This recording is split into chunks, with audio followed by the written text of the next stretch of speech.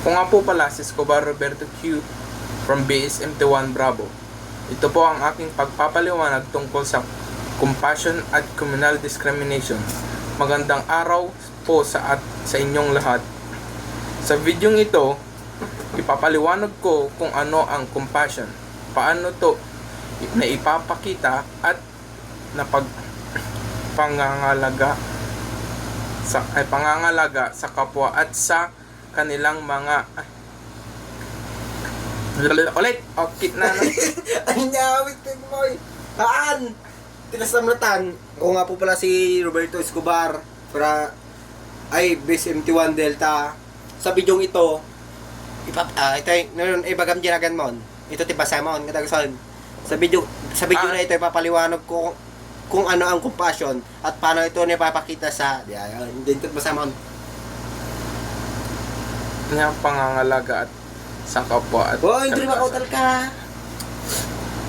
dapat hamukha kita no dumata camera. Ako nga po pala si Escobar Roberto Q from BSMT1 Bravo. Ito po ang aking pagpapaliwanag tungkol sa compassion at communal discrimination. Magandang araw po sa inyong lahat. Sa video na ito, papaliwanag ko kung ano ang compassion, paano ito na ipapakita sa pangangalaga at sa kapwa at sa kalikasan.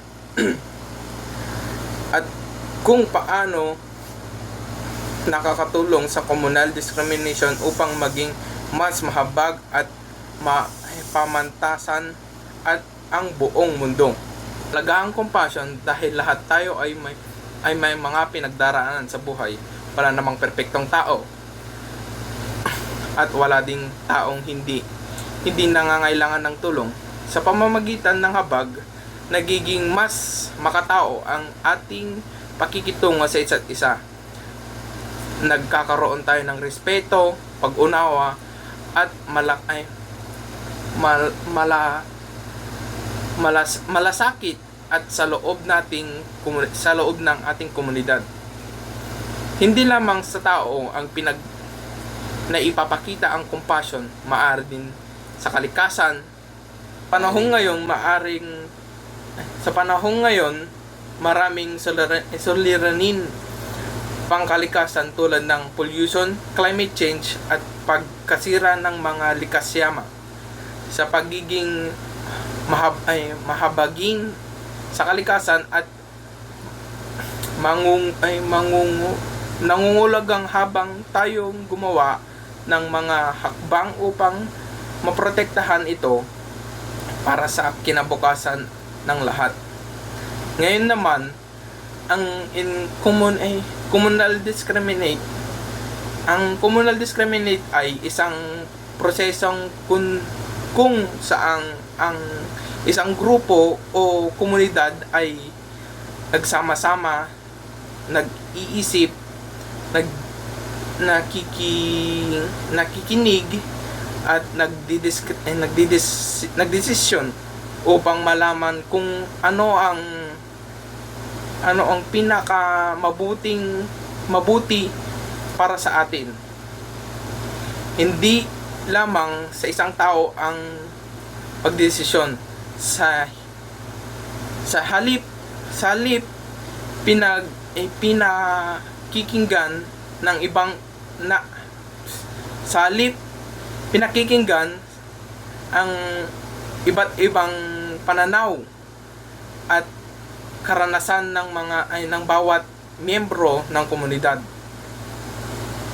Ang communal discriminate dahil hindi natin kayang mapakita ang lahat ng aspekto ng isang sitwasyon ng mag-isa. Kapag sama-sama tayo nag-uusap at na mumuni-muni sa nagiging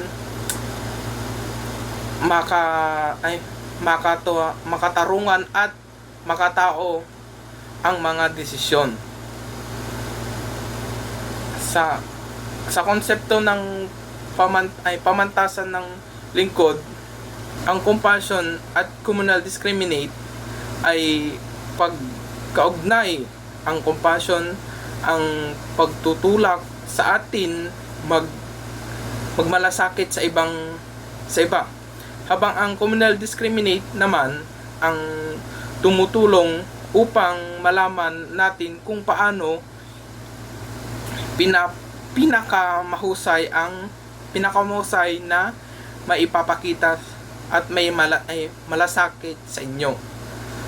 Kapag ang isang komunidad ay may compassion, mas magiging bukas at sa pagtutulong at pag-unawa. Kapag may communal discriminate naman, mas nagiging maayos at mas desisyon at mas napapahalagaan ang kapakanan ng bawat isa.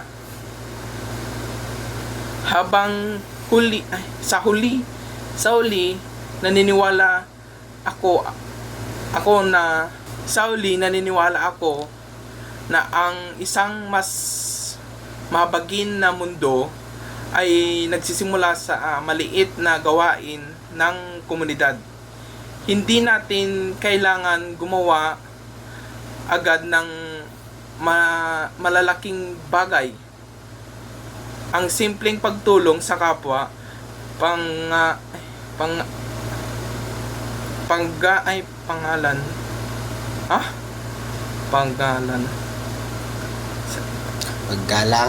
paggalang.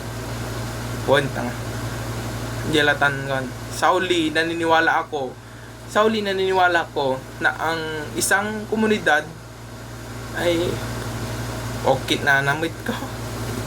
Basilatan ni. Siguro. Sa huli, naniniwala ko na ang isang mahabagin na mundo ay nagsisimula sa maliit na gawain ng komunidad. Hindi natin kailangang gumawa agad ng malaking bagay. Ang simpleng pagtulong sa kapwa paggalang sa iba at pangangalaga sa kalikasan ay malaking hakbang na upang mapalaganap ang compassion. Bilang isang mag-aral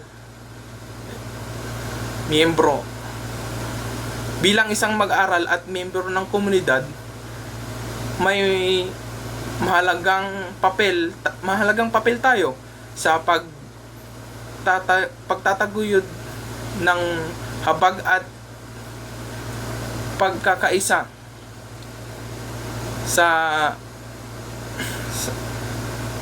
pamamagitan ng compassion at communal discriminate. Maaari tayong makatulong sa pagbuo ng isang